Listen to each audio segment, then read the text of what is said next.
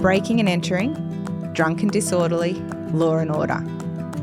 A former prosecutor and a defence lawyer, not your typical pairing. And the result? Conversations about crime and punishment that are guaranteed to get you thinking. Welcome to Justice Matters with Joe Crowley and Lizzie Green, a brand new weekly podcast. Our episodes are available on Apple Podcast, Spotify and YouTube. Check out our Instagram for clips at Justice Matters Pod. Enjoy the episode. This episode contains descriptions of murder, sexual offences and offences against children. Listener discretion is advised.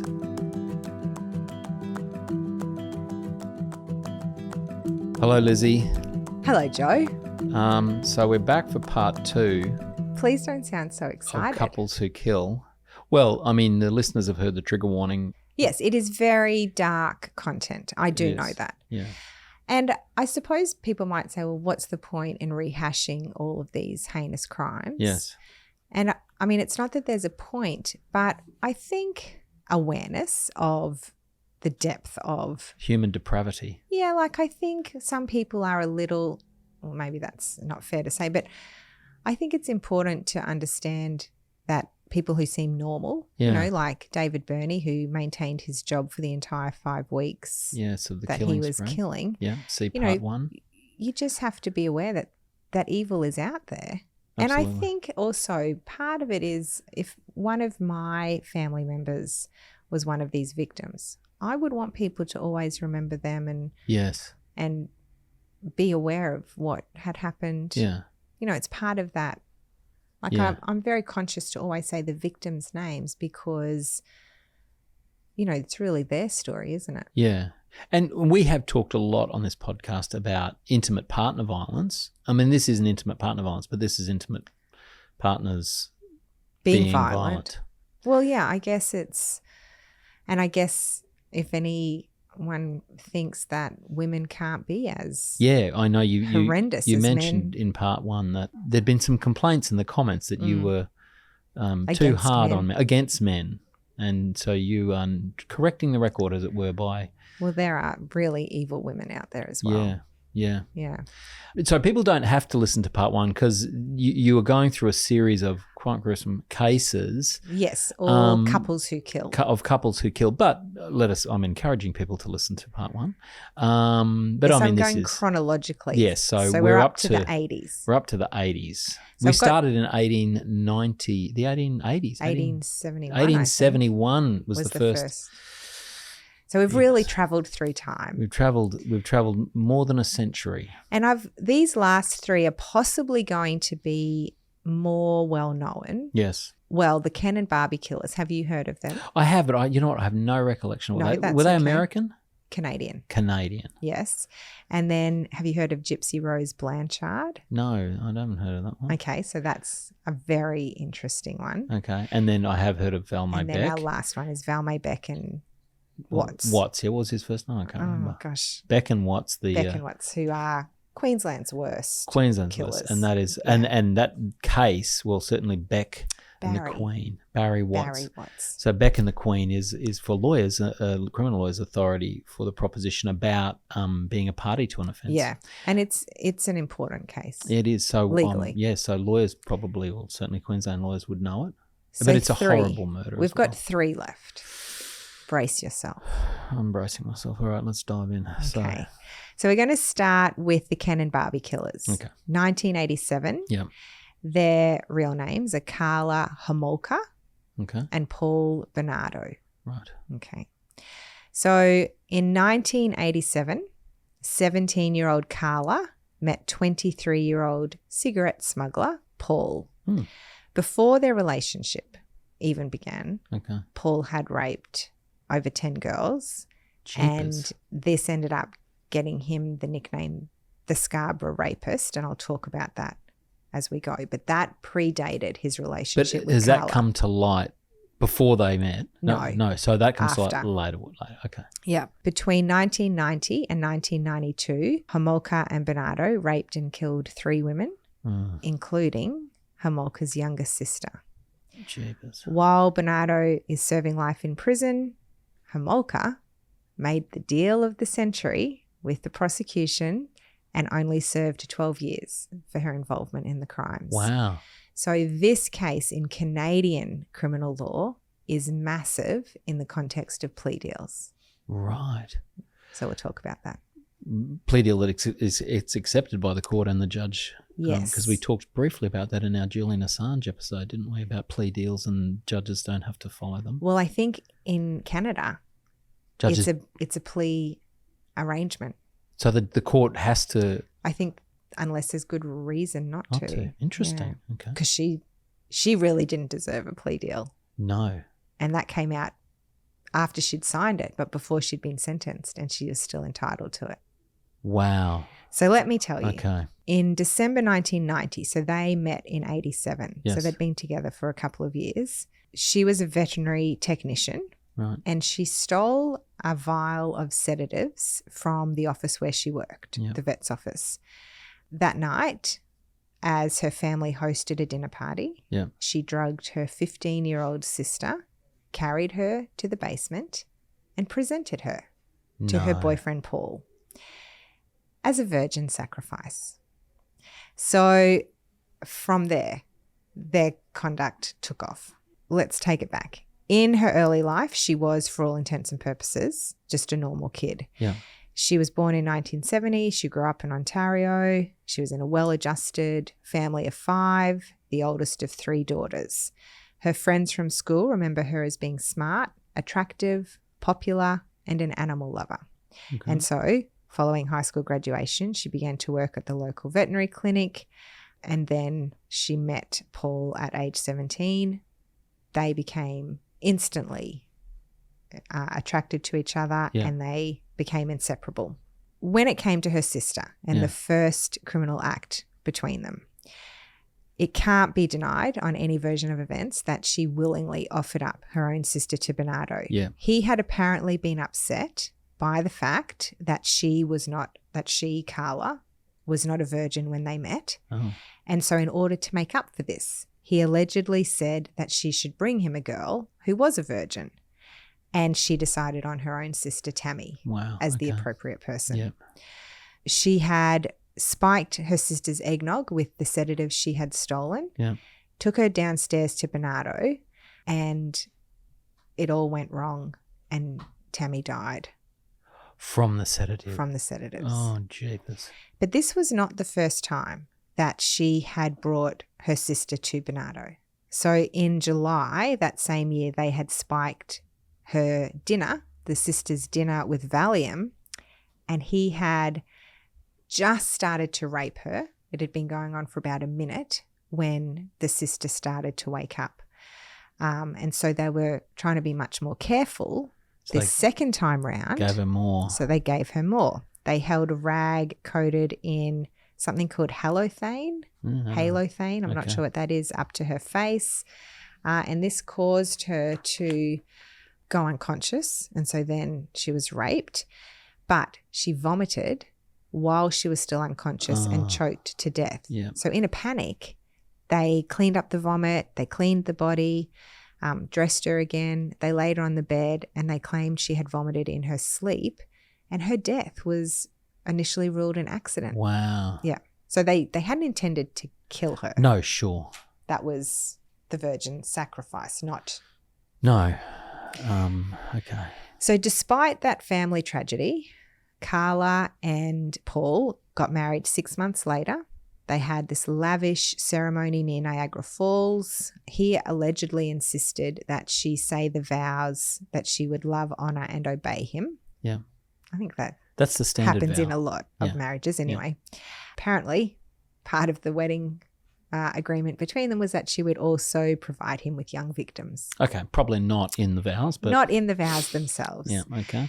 So she brought her husband, another 15-year-old girl, a pet shop worker whom she had met through her veterinary work. Right. This was in June 91, not too long after their wedding. And so she invited the girl, who is known only as Jane Doe, to a girls' night out. As the couple had done with Carla's sister Tammy, Homolka spiked the young girl's drink and then brought her to Bernardo at their new home. This time, however, Carla raped the girl herself before Paul did. Jeepers. Fortunately, she survived that ordeal, although due to the drugs, she didn't know what had happened to her until later. A week after the rape of that girl, Paul and Carla found their penultimate victim, a 14-year-old girl called Leslie Mahaffey. Mahaffey had been walking home after dark one night when Bernardo noticed her from the car and he pulled over. When Mahaffey stopped him to ask for a cigarette, he dragged her into the car and drove her to their house. Right. So there, both he and Carla proceeded to repeatedly rape and torture her while videotaping the entire ordeal. Side note, if you're going to commit these offences, why videotape it? Yeah. Because that is the best evidence against them. Fantastic evidence. I mean, that's what happened to the Moore murders. Anyway. Yeah. So the videotape was deemed too graphic and too disturbing to show at the eventual trial, but the audio was allowed. Wow. I've never heard that. I mean, I have seen juries see some pretty graphic stuff. Really? Oh, yeah. I mean, autopsy photos are incredibly graphic. But is that different to watching a video of the offence being committed? I mean, I suppose so. I don't know, but Yeah. I wonder Anyway. if that was on a defence objection to it. The I'm sure it probably vision. was. Yeah. On the audio tape, you could hear the victim being instructed to submit to him while she was crying out in pain.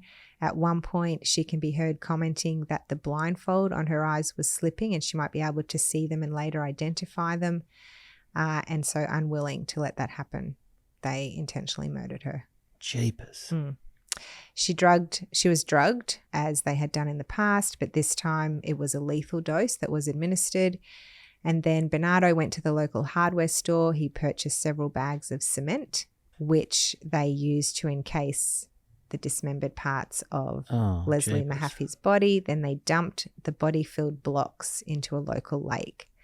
Later, one of the blocks washed up on the lake shore revealed an orthodontic implant, which was able to be identified as Mahaffey's.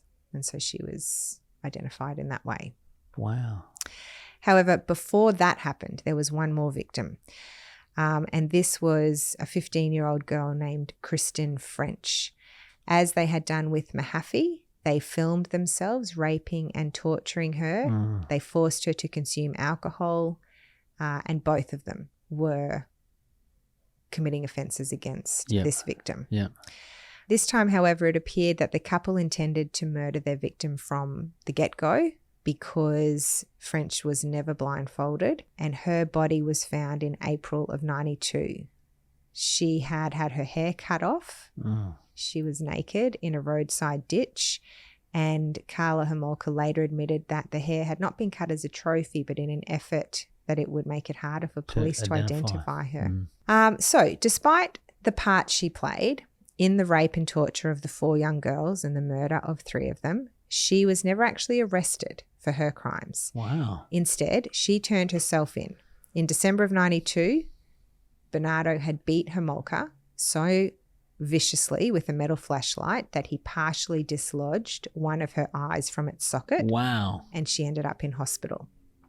She was released after insisting she'd been in a car accident, but suspicious friends of hers alerted her aunt and uncle that foul play might have been involved. Yeah. Meanwhile, the police are in a search for the so-called Scarborough rapist who had been committing offences and felt confident they had found the right suspect in Paul Bernardo. Really? So they got enough? Okay. So he was subsequently swabbed for DNA evidence and fingerprinted, and so was she because she lived with him. She's married to him. And during that period of questioning, she learned that Bernardo had in fact been identified as the Scarborough rapist, and so to protect herself, she admitted to her uncle that he, Bernardo, had abused her, that he was the Scarborough racist, and that she had been involved in several of his crimes. Horrified, her family insisted that she go to the police, which she ultimately did. She then filled the police in on Bernardo's crimes, including ones he had committed before they had met, which he had told her about, he boasted about. Yeah. And while their house was being searched, love this, Bernardo's lawyer just wandered on in during the search and he retrieved about 100 audio tapes from behind a light fixture that had recorded a lot of their crimes. Wow. So he took them. Yes. He kept them hidden, Yes. did not disclose them.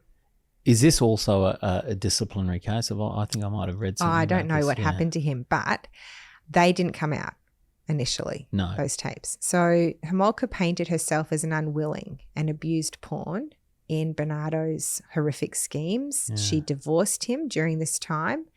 And when she was put on trial, Mm. many jurors were inclined to believe she was indeed nothing more than a victim. Okay. So she reached a plea bargain in 93. Okay, so she's on trial, so she's obviously pleaded not guilty. She's running a case that she is a victim Being in all of forced. this, Yeah. being forced to participate. But before the jury reach a verdict, she does a plea accepts deal. a plea deal. Okay, so the prosecution are obviously concerned that she might walk. Yeah. She might get a not guilty. Yeah. So to guarantee that she does some jail time, they make a plea deal. You said it's the deal of the century. 12 years. But what does she get? What is she giving for that? She's giving All of that information about... She's already given all that information, hasn't she? Well, I think that was why they offered it. Okay, well, it's nice of them since they already had it. But Well, and eligibility for parole after 3 years. stop. She didn't get that, but 12 years. And have they seen the videos and heard her? No. Right. no. Are these part of the cache of videotapes that are taken by the lawyer? Yeah. Okay. Yes. So she signs the deal. So the Canadian press at the time said that this was a choice on behalf of the court that was a deal with the devil. They obviously were not on her side. No. But it was agreed to by the government or by the prosecution. Yeah.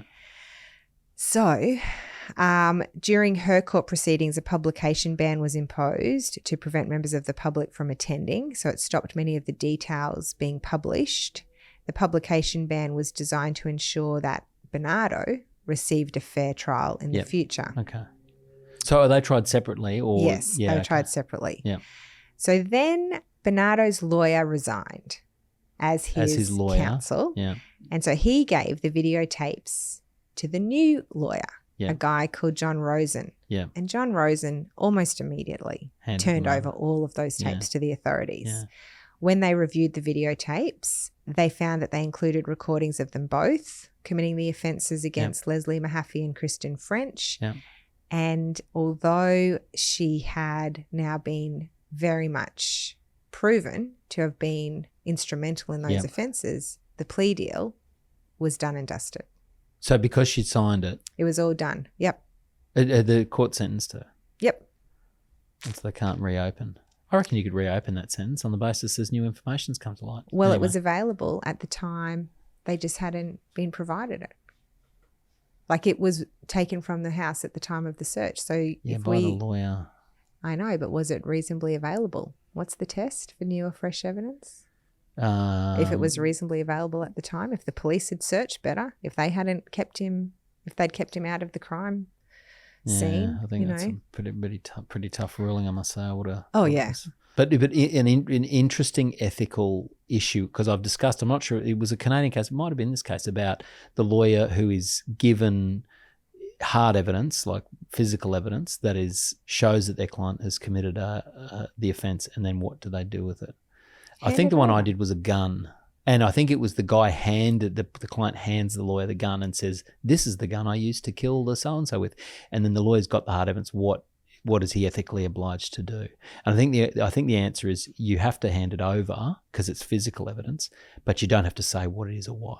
You just hand it over and go, "There's a gun." Because to say what it is or why is to breach your client's confidentiality. I know, but I think it should be like a confessional, that there should be exceptions. No, and I guess everyone would tell. Anyway, okay. So, but sorry, this case is slightly different in that the client says to the lawyer, "Listen, go to the house and retrieve all this stuff for me." he's complicit.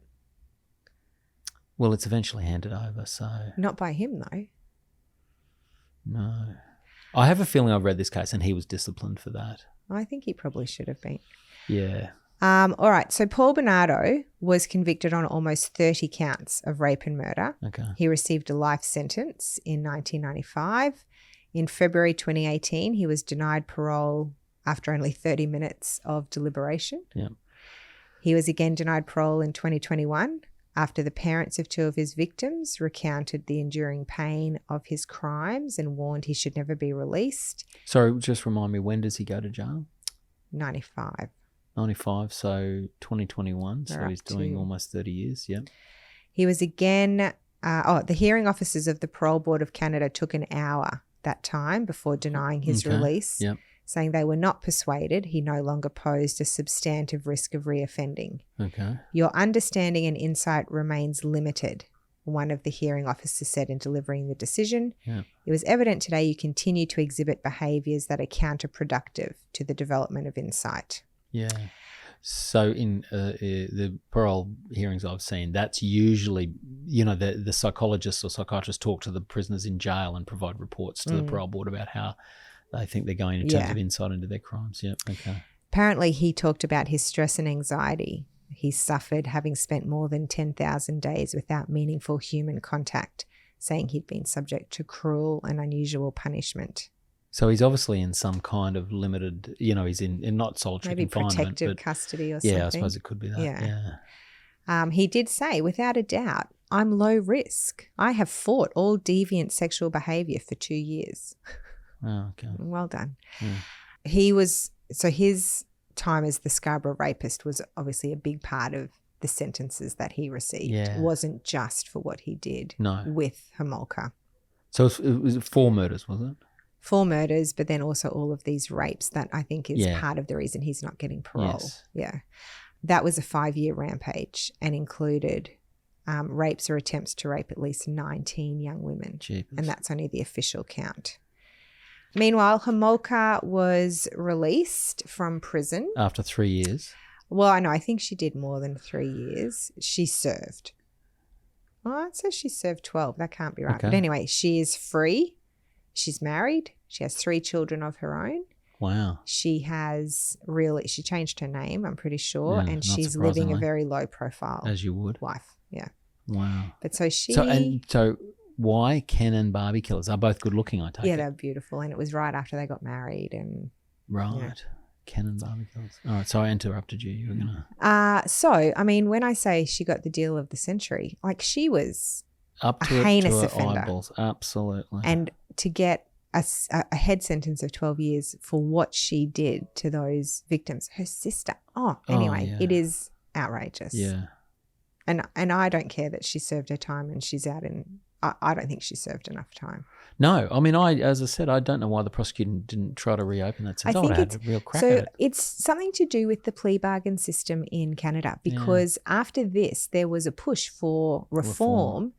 And it didn't go through. And then I was just talking to my students about another guy, Paul Brandt, who ended up pleading guilty to killing his son because they told him they had all this evidence against him and that he would get a better deal if he pleaded guilty. Right. And his whole life got derailed. And if the changes had come in about the plea bargains, that maybe wouldn't have happened. Anyway, Right. Okay. Yeah. different issue. All right. So that was the Ken and Barbie Killers. Yes. I'm going forward to 2015 and then I'll go back again to the 80s Got it. because I'm going to finish with our Queensland case. Got it. Yep. All right. So this is the case of Gypsy Rose Blanchard and her co-accused, Nicholas Godejohn. I think that's how you say it. Right. Australian case. No, this is American. So this Okay. one would be familiar with a lot of probably younger listeners potentially. Got It's it. been all through the media. Okay. So Gypsy Rose Blanchard was the victim Yeah. of having a mother with Munchausen's. By proxy. Yes. Right. So for her entire life, she was told she was sick. She was made to look sick. Her mother was a woman called Claudine Dee Dee Blanchard, very overly protective of Gypsy. Right. She'd instilled this us against the world mentality because she was a single mum. Yeah. That had things happen like their house burned down, and she said all of their personal papers got lost. So Gypsy had no birth certificate. She had no, so Wow. Dee Dee had sort of carte blanche to say Yeah. whatever she wanted Yes. about her daughter. Yes. Dee Dee was very controlling of Gypsy as well. So she would tell her what she could wear, Yeah. how she could move. She didn't know how old she actually was. She was confined to a wheelchair. She had her head shaved. She was Jesus. told she had cancer, Okay. that she was terminally ill, that she had muscular dystrophy, that she suffered from seizures. She had developmental issues, which meant she had the mental capacity of a 7-year-old. And Gypsy just accepted it all. It was Yeah. all she'd known Yeah. her entire life. Yeah. She went to doctors all of the time. Yeah. And doctors were saying, based on the information Dee Dee gave, well, yes, this is what you've got. You need this medication. Right. She said, Gypsy Rose has said she believes her mother caused her to have seizures with medication she gave her. Oh. And then when she couldn't remember what had happened, she'd tell her what had happened. Right. And it wasn't true. So it was Yeah. just this huge psychological problem that Yes. Dee Dee had, Yes. which I'm not going to go into Munchausen's, but it's a Yeah. recognised Yeah. disorder. Yeah. And just It's where the parent projects onto the child the whatever the illnesses are. Yeah.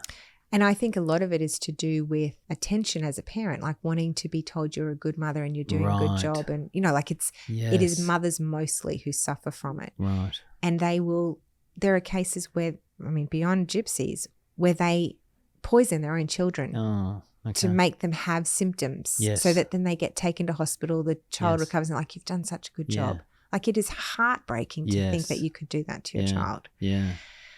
So anyway, this is all going on. And Dee Dee did not keep it private. She was looking for maximum attention. Yeah.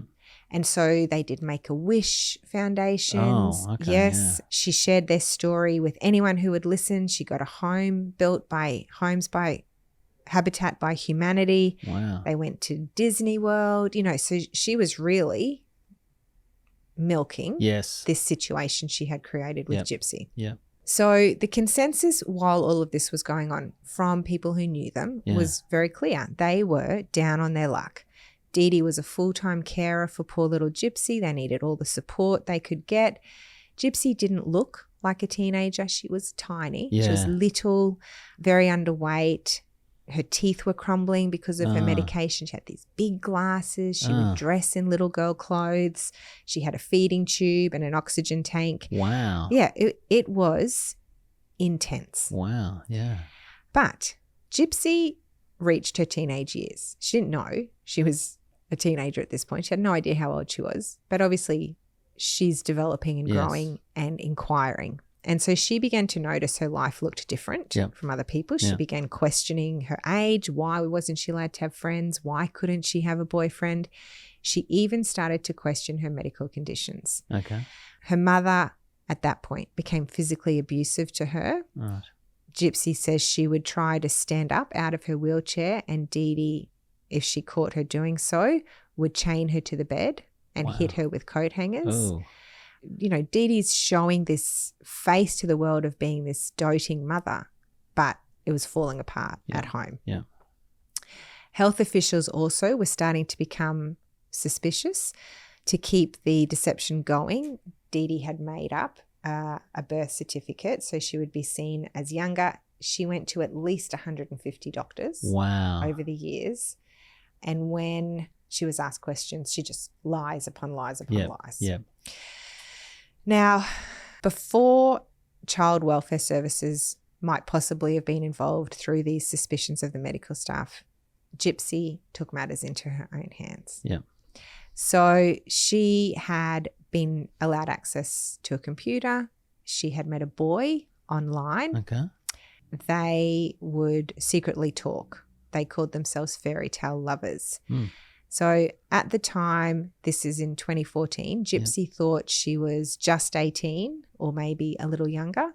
Really, she was 23. Wow. So for 2 years, she was speaking with this guy, Nicholas Godejohn, via a Christian singles dating site. Okay. He was 24 at the time. Yeah. She kept her secret online boyfriend hidden from her mum.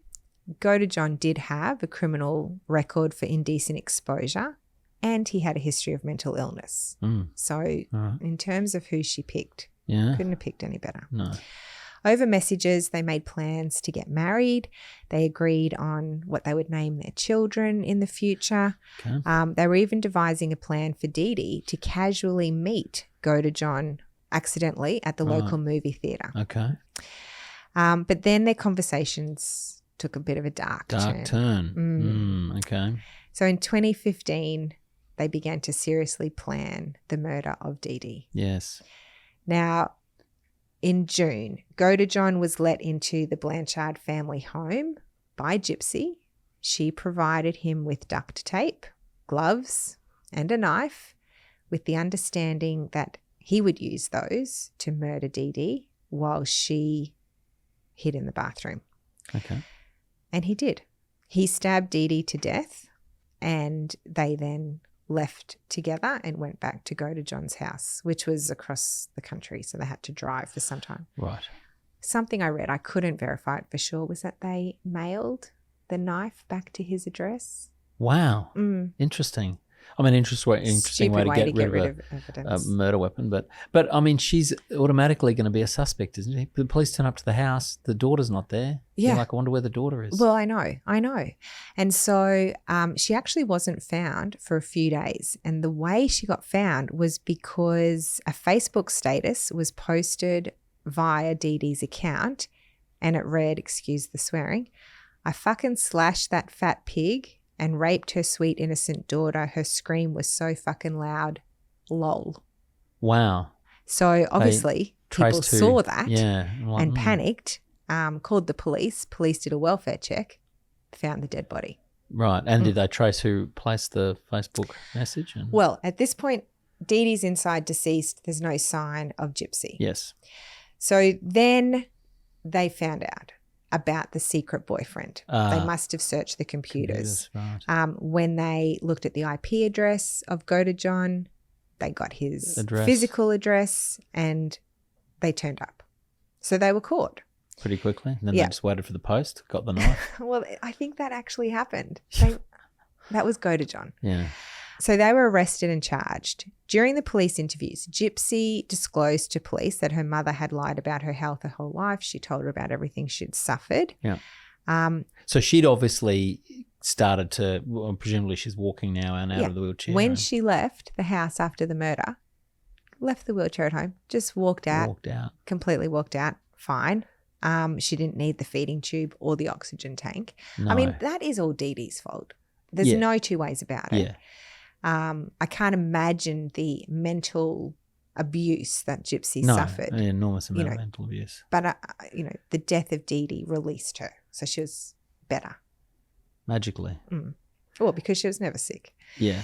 Okay, so she had medical testing. She was completely healthy. Yes. Normal health. Except for her teeth, by the sounds of it. The teeth, yes. And so the truth was out. Dee Dee had abused her all of these years, lied about Dee Dee her was health. Never given a formal diagnosis of Munchausen's by proxy. No, they sort of pieced that together afterwards. Yes, yeah. Gypsy has a biological father who had wanted to be involved in Gypsy's life, but he'd been blocked by Dee Dee. And he said to the media, I think Dee Dee started a web of lies and there was no escaping from it. She got so wound up. Yeah. She was in so deep. She just had to keep going till it became her way of life. Very understanding, really, at the end of the day. Yeah. So Godejohn and Gypsy were both charged, obviously, with this murder. Yes. Prosecutors declined to go for the death penalty. The courts determined that Godejohn was the one who specifically murdered Dee Dee, and he was convicted and is now serving life in prison without any possibility of parole. For one murder? Yep. Gypsy, meanwhile, said at the trial of Godejohn, I wanted to be free of her hold on me, meaning her mother. Yes. She said, I talked him into it, of Godejohn.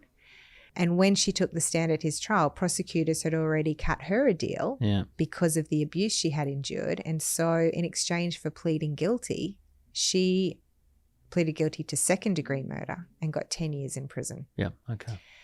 So if she had gone ahead on that first-degree murder charge, again, she would have had a life term. But life never to be released, or life meaning 20 years and you get parole or something? Godejohn was life in prison without parole. Yeah, but she may not have got that because she didn't actually stab. But she was the mastermind. Yeah, but then there's that. I was going to ask about provocation. I mean, they charged with plea deals on second-degree murder. I'm assuming that's something like a manslaughter or something, obviously less than first-degree murder. So his lawyer said he was so in love with her and so obsessed with her that he would do anything. Okay. He also had autism. He'd been manipulated. Yeah, all reasons why he shouldn't get never to be released. I know. She'd supplied the knife, blah, blah. Yeah. Anyway, he's still in prison. Yeah. Gypsy Blanchard has been released from prison. Okay. She actually got quite a lot of attention in prison. She met and married a fellow while she was in prison. When she was released, which was last year, the end of last year, she was seen with him for a little while, but she actually broke up with him and now she's with somebody new who she had known before. So she's actually thriving. What has happened? She has amassed nearly 10 million followers on TikTok. Wow. She films makeup tutorials, shares her secret prison recipes, and I think she's writing a book. Secret prison recipes, I wonder what they are. She did say about her mum that she remembers the good that was in her heart. Okay.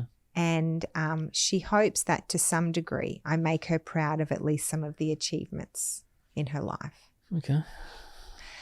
As for Godejohn, he is still serving his life sentence. Right. He's actually having to eat the prison recipes because he's still in prison. Yeah, he's still there. Yeah. He said he regrets killing Dee Dee. If I had to change anything at all, of course, one of the obvious ones is that I would have run away with Gypsy rather than killing Dee Dee. Okay, yeah. He did ask a judge in August 2022 to set aside his previous conviction and order a new trial on the grounds he had ineffective counsel in his trial, but that was denied. Okay. And then in very recent news, just on July 4th, last week, it's been revealed that Gypsy Blanchard and Kim Kardashian are going to be working together. Stop. I know.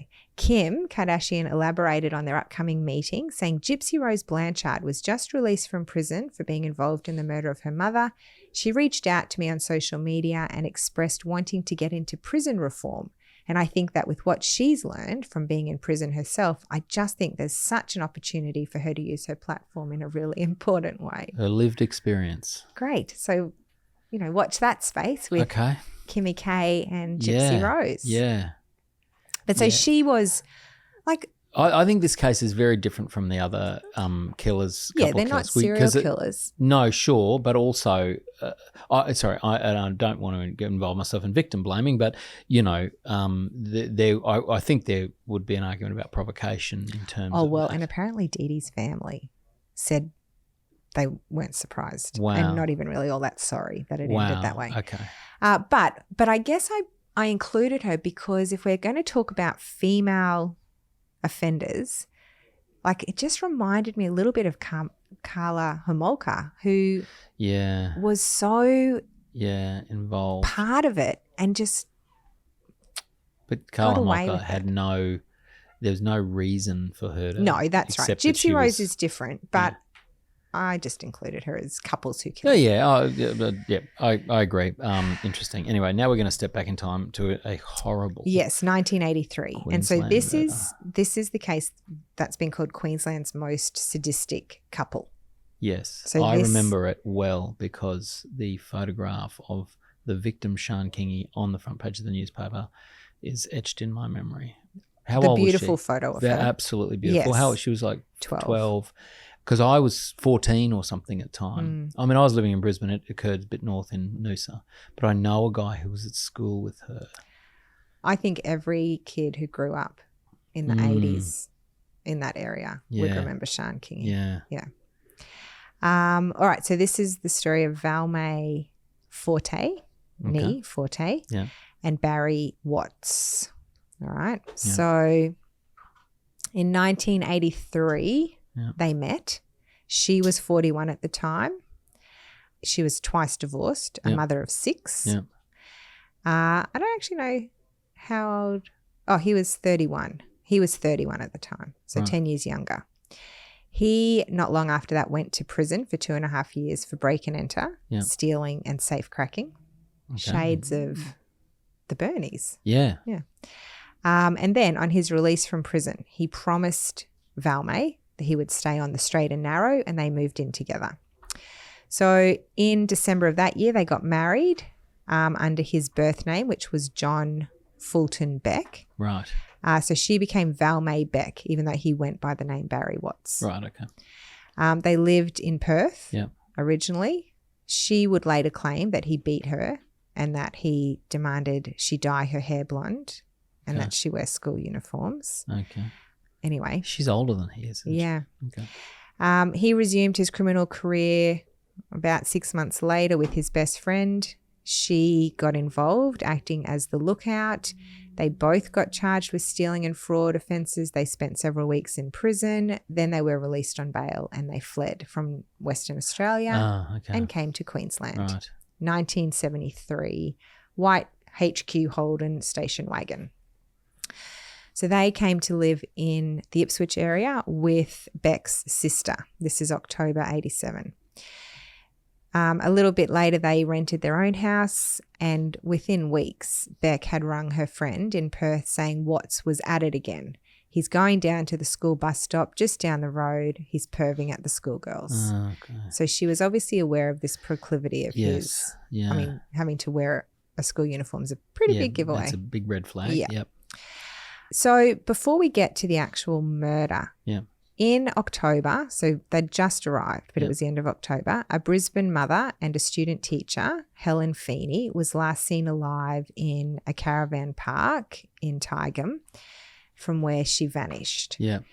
That is attributed to these guys. Okay. They've never Never been met- charged. No.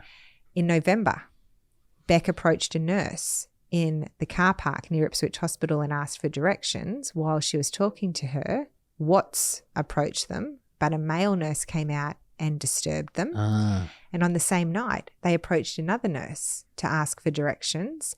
And she later told police she thought there was something going on, but maybe they were stealing petrol in the car park. So it was Right. all a bit suspicious. So Yes. they're getting started with Yes. these offences. And this is in Ipswich still. Mhm. Yeah.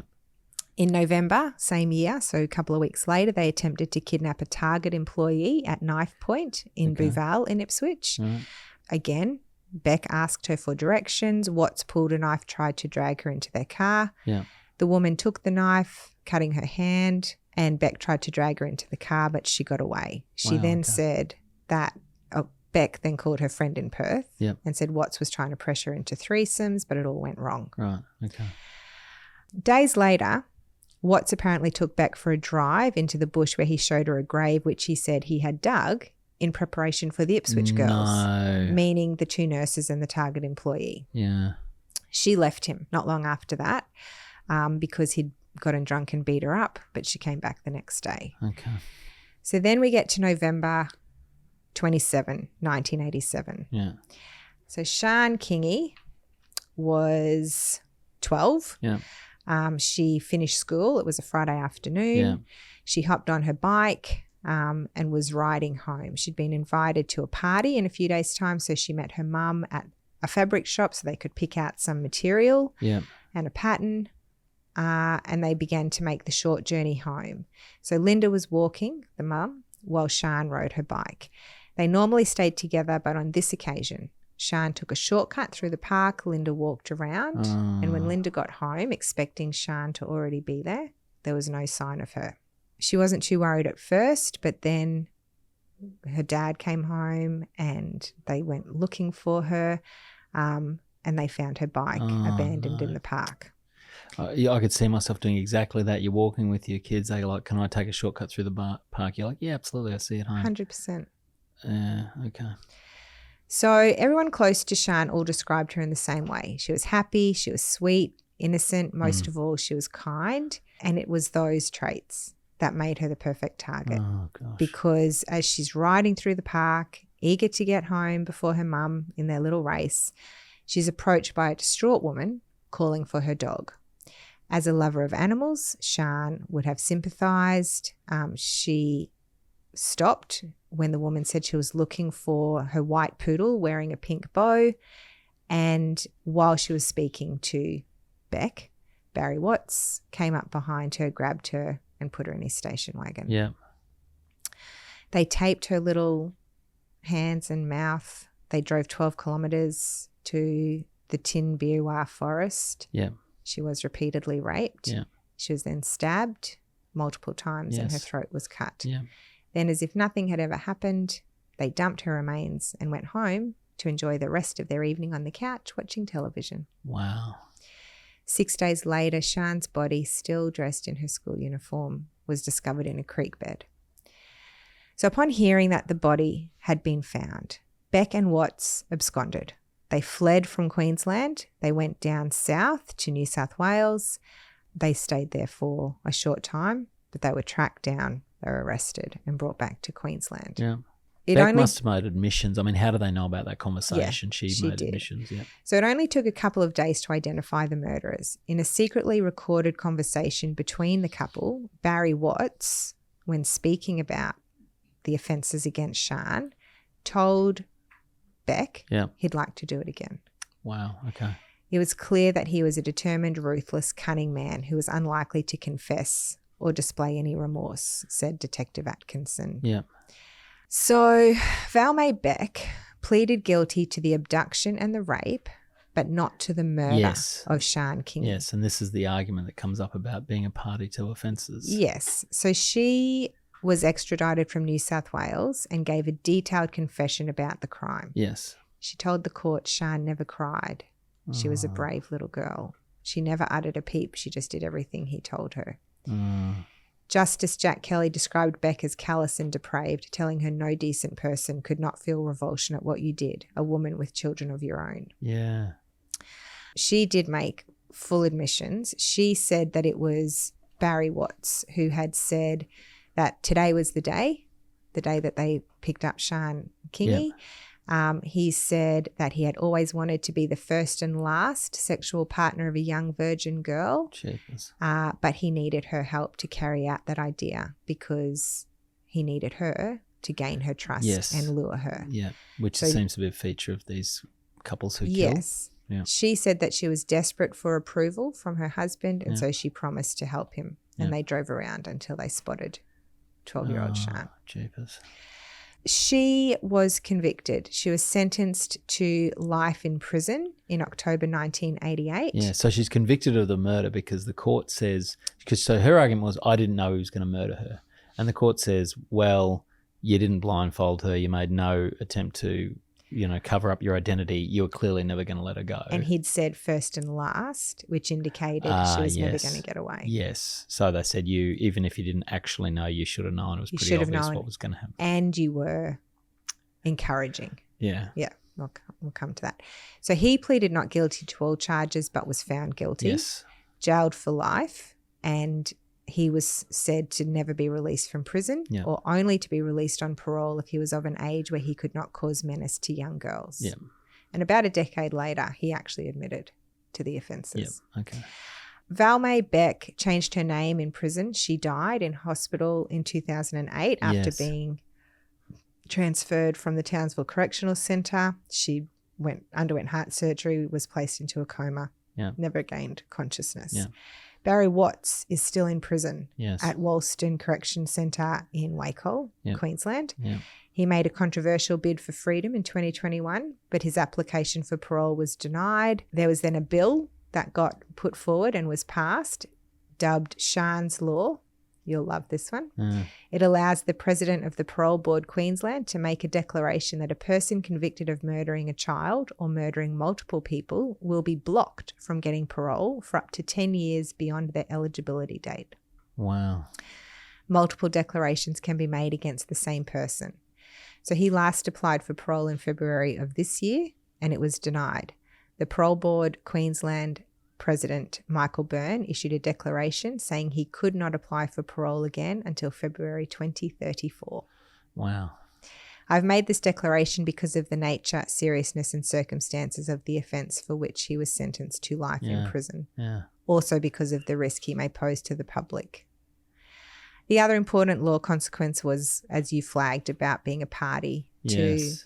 offending. And so Yeah. Beck is our case authority that says you don't have to actually do anything physically to have aided. Yes. If you have provided encouragement Yeah. by word or deed, then that is sufficient. Mm. And it's a really powerful principle. Yeah, oh, absolutely. So they talk about the difference between passive presence at the scene of a Yes. crime. You know, you can watch a crime Yeah. being committed and not be a party to it. Yeah. But if you are voluntarily present Yes. and providing psychological support or Yes. encouragement, Yeah. you will be charged with that offence. Yeah, and absolutely. that's what happened to her. Yeah. So that case, not as many victims as No. some of the ones we talked about, Yeah. but I guess for us, strikes a chord being local, Yeah, absolutely. one that And- we've talked about ourselves and as have a, some recollection of Yeah. from when we were younger. and just, I mean, you know, if you aren't familiar with this case and you do Google Sian Kingi, she was just the most beautiful little girl. Yeah.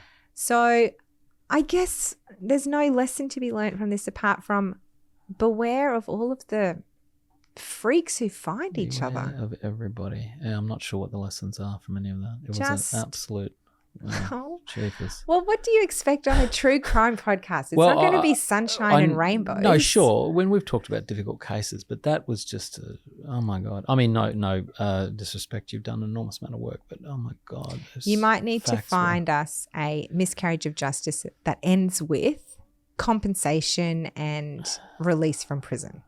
we Maybe did- that's no. going to be a That was better. our episode on Andrew Mallard. Yes, there are sadly many more like him. Yeah, we'll have to think of a happy topic to do. Well, I'm sorry if I made you sad. Oh, okay. Yeah, no, don't apologise. But, wow, okay. I don't know what to do now. I'm going to have to go home and watch Ferris Bueller's Day Off or something to cheer myself up. Oh, that's a good one. Yeah. Yeah. All right, thank you, Lizzie. No worries. Bye. Bye. Thanks for tuning into this episode.